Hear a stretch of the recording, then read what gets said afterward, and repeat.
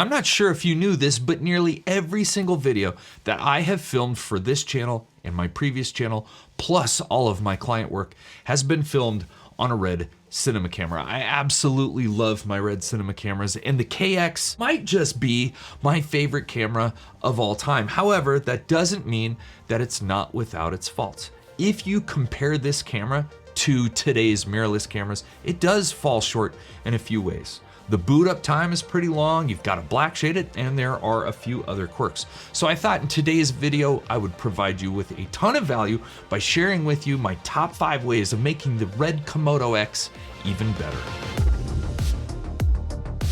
First things first, there are a couple of caveats. Number one, when I say these are the 5 things that are gonna make your Komodo X better, I don't actually mean make your Komodo X better. They're not gonna have better frame rates or better processing or better autofocus. That is all through firmware updates. The quirks that this thing has really come down to workflow when you compare it to a traditional mirrorless camera. Like, this camera just is a little bit slower in some regards. And so these 5 things are gonna help you speed up that workflow so you don't feel like you're operating a slower, more difficult to use cinema camera. Hopefully that makes sense. Caveat number 2 is that all of these apply to the KX. All of these do not apply to the Komodo 6K, the OG, or the Raptor or the Raptor X or the Raptor S35. Just FYI, all of these 5 apply to the KX. So let's dive in. The first thing that most people aren't aware of are that you can hot map or customize these record buttons. So there are 2 separate record buttons on this camera. You have one in the front and one right here. And to a lot of people that I've talked to, they think they're just record buttons. Now, I don't even use those record buttons. I actually use this little tally record thing that I've got from Mutiny. I highly recommend them. One that I have here, so what that does though is it frees up these 2 buttons to be used as something different. So each button can either be half pressed to actuate something or full pressed to actuate a different thing. So actually, let me kind of show you here. So this one, this half press, is for autofocus. So I just half pressed and turned on my autofocus. If I half press it again, it turns off autofocus. So that's a cool way of letting me leave the lens on autofocus and dial in manual focus if I want, or I can simply half press and then the autofocus button pops up. I've got another thing set for here, but we'll leave that for a little bit later. But a half press, I can function on false color if I want, turn it off with a half press. But a full press turns me into a focus system that I love on the Red cameras, and that's Edge. So I can manually focus if I want, and then autofocus will take back over. If I turn it off, of course, then I have full manual focus over my lens, which is great. Now, how do you do this? So we're gonna go into our menu and we're gonna go down into user settings. It says presets, user pages, top buttons mode, or user buttons. And we're gonna go into user buttons, select that, and now the front button, and you've got front button and front button half press. So it's pretty self-explanatory. If I select this, there is a cornucopia of different selections you could make. Almost anything you could possibly think of, you could select. So I'm just gonna leave mine as they are. Now, if I come into my side button, this is the side button, I've got it on that autofocus enable, and then the other one that I have is autofocus toggle. So if I want to toggle between types of autofocus, that's what a full press would do. And I'll tell you what, this makes operating your camera so much quicker. Just having those quick little buttons. I use this front button all the time. My hands are up here. It's really easy for me to come in and just click a button with this middle finger and operate my camera that way for those most used things. Now, one thing I'm gonna do is, instead of having autofocus toggle, I'm actually gonna switch this to something that I think a lot of people would use, and that is max frame rate toggle. So if I come down here, let's see if I can find it. Max frame rate toggle, it's at the very bottom. I select that. Now, when I do it, you probably won't be able to see it, but right now I'm shooting at 2398, right? So 24 frames a second. If I full press it, it automatically goes to 80 frames a second. I think what I'll do for future use though, is actually switch my false color to this side button and have max frame rate go to the front button. Because so often I'm doing a run and gun type of setup, and it would be so handy to have a very quick max frame rate toggle. Now there's another way to make this camera a little bit quicker. We'll talk about that here in the next one, which is right now. Let's talk about it now. Custom user pages basically changed my life and my workflow with this camera when Scott Balcom told me about it. You know that the Komodo X has a screen on the top. So many of us use a bigger monitor to help us just see things a little easier. And so now you're kind of stuck with two screens. Well, you don't have to be. You can actually change this top screen to be something so much more functional. And those are user pages. Very easy to set up. We're gonna go into the menu. We're gonna come down into monitoring. We're gonna select that. We're gonna select onboard LCD. You'd think it'd be top LCD, but it's not. Click the onboard LCD. And down here under mode, you can see that it says preview. We're gonna select that and we're gonna go to user pages. Select that. And now when we back out, instead of having a second view, a little tiny screen, now we have a 16 square grid, 4x4. I think that's how many? Yep, no, 12, 4x3, my bad. Of all of the coolest little features that you use all the time right at the tips of your fingers. So if you want to change the recording format, this is what mine is set up as. Change the quality, so instead of ELQ, LQ, MQ, HQ, you can do a max frame rate toggle with that one. The user button on the front that we just talked about, I think is a little bit quicker though. Media eject. Also, format, just a one button format is great. But the cool thing is there's actually 3 pages of these. So to change any of these, you would just hold this button that says hold to assign. You hold it down. Now you could tap on one, like scopes, and we could turn that to something else. I don't want to, just saying you could. So we're gonna cancel. But if you notice down here at the bottom, there's arrows. If I hit that arrow, I've got 2 entire pages empty that I could add stuff to. One of these user pages that I added recently that I'm using more now than I thought I would is actually a frame guide. So if I'm shooting and I need to frame it, I need a frame guide to match social media content delivery, like 9x16.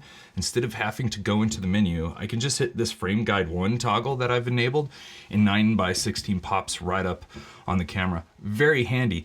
And if you wanted to, you can add up to 3 different frame guides at the same time. You can also set that up in the user pages. If you find yourself in a situation where you're constantly switching between not only frame rates, but maybe like your project size. So instead of 16:9, maybe you're shooting 17:9, maybe you're shooting at a certain quality, maybe you're shooting anamorphic, and jumping between all of those menu items is getting really frustrating. Well, there's a simple way to get through all of this and kind of utilize some of the stuff we've already talked about, but that's to create a preset. And it's very easy to do. Essentially what you're going to do is set up the camera exactly as you want it. So for me, I want to create a 6K at 60 frames a second, shooting a 1.5 times anamorphic. So in my menu, I've gone through all of that. I've set everything to where I want to set it. Now what you do is come into the menu, go into user settings just like we have, go into presets, select that, create preset. It says create new preset, or I can select another preset that I've already made. So we're gonna create one. So it's gonna give you a whole bunch of options, and that can be kind of confusing. Just select them all. And once I get done, I'm just gonna hit OK. Now I can create a preset name. So I'm gonna go 6K 60 and we'll just hit OK. And preset has been saved successfully. Now here's what's cool. If we go back out and we go into our user pages, we can apply that user page, we can apply that preset onto a user page. So once you've assigned it to a user page slot, then you just hit tap to exit, and now you can toggle between those two on user pages. But if you want to make it even quicker, especially if you're jumping between two different presets, if you've only got two that you use the most often, you can assign those to the toggle button. So a half press might be your 24p and your full press might be your anamorphic mode, or a 60p or an 80p. So this is a really cool way of switching between two very different project settings very quickly. One of my favorite things about these new DSM-C3 cameras is actually not the camera. It's functionality when using your phone or an iPad, and that is with the Red Control app. The Red Control app just kind of opens up an entirely new world for us solo shooters. You know, I mostly do YouTube. That is my full-time job. And there are some times where I want to put my camera in a very weird angle and I need to sit at my desk and record myself, but I don't know if I'm in focus. I don't want to get up and go back to the camera and change all these settings. Well, I can do everything from my phone and Red Control Pro. But I'm gonna show you a few different ways of how to set it up to make it even more functional depending on where you're shooting. The first way of setting this up is through infrastructure mode. And that is where you're going to use the building's Wi-Fi, whether that's home or your office, to establish the most secure and quick connection. I guess it really depends if you have a quick connection in that building. Here at my house, we have insanely fast Wi-Fi, so I'm gonna hop onto that Wi-Fi and use that. So the first thing that we wanna do though is come into menu, and we're gonna go down into communication. We're gonna go into connections, Wi-Fi, and we're gonna choose infrastructure from the mode. Now we're using the home's Wi-Fi. Now, you're gonna have to set this up just like you would when you're hopping onto another Wi-Fi network. Let's go later. I just got a notification for a firmware update. Going into your networks, it's going to scan all of the local networks. I see mine, so I'm gonna connect to it. Then you enter in a passphrase, and once you've done it once, it remembers it forever, which is great. You don't have to continue to enter in the password, which would be super annoying. So I'm gonna hit connect because it already remembered mine from the last time I did this. You'll see that it's searching, connecting, you'll see the IP address pop up, and then it will be connected. It won't connect if your phone is on a different network than the camera though, so make sure you're on the exact same network. This turns on, it's already popped up, and it automatically goes to the app. So now I can control everything from the app. And when I say everything, I mean everything. Everything can be controlled through the app. Now, this isn't gonna be a deep dive into the app. If you like this video and you like the format and you want me to dive deeper into all of the functionality of this app, because it's pretty incredible, there's actually more stuff on the app than there is in the camera, which is really cool. Like focus pulling, you can like set different focus points and automatically have the camera pull and designate the time it takes to pull focus and what kind of focus you want. Do you want it to be linear? Do you want it to ramp up and then back down? Do you want it to go real slow at the start and then go fast? All of that stuff you can do in the Red Control Pro app. So everything that's currently on my camera is on my phone. Now, if I want to use this as a second monitor, pretty easy. All I gotta do is flip it here into landscape mode and double tap on the image, and now that gives me a full screen to just clearly monitor. And this works with an iPad. So many times, if I just want to bust this down into a really small form factor, I'll just set up the iPad next to my desk or where I'm going to be and use that as my monitor. I can double tap on the screen, and now I get more of that functionality. So I can start and stop my recording from here if I want. I can change all my frame rates. I can change the iris. You can do everything from this app. It's incredible. Let's say you're out somewhere and you don't even have a network to choose from. Case in point, when I first bought this, I was at the GoPro Mountain Games in Vail, Colorado. No Wi-Fi, just walking around amongst all the crowds. And I used my phone as the monitor. And I had no latency issues whatsoever. The only time I had a latency issue is when I tried to screen record me using the app so I could show you. And that's when I ran into latency issues. Got a little monitor mount and I did everything off of my phone. But if I don't have a Wi-Fi network to pull from, like a building's Wi-Fi, how do you do it? Well, there's Wi-Fi in the camera. So I'm gonna show you how to set that up. First of all, we're gonna come back into our menu, go to communication just like before, go into connections, Wi-Fi, and this time instead of selecting infrastructure, we're gonna select Ad-hoc. And you'll be shown a bunch of stuff. You kind of have to just walk through it. I haven't done it in so long because again, once you connect to it once, it connects to it always. But you'll see your SSID number and the passphrase. And then in your phone, go back to your settings, go back to Wi-Fi. And this time, instead of selecting my local Wi-Fi network, I'm gonna select the camera. You can see KX, that's the Komodo X. ST stands for Stormtrooper, my serial number. Click on it, it's gonna connect. Well, it takes just a second. Done. Come back into my Red Control Pro. I'm gonna rescan.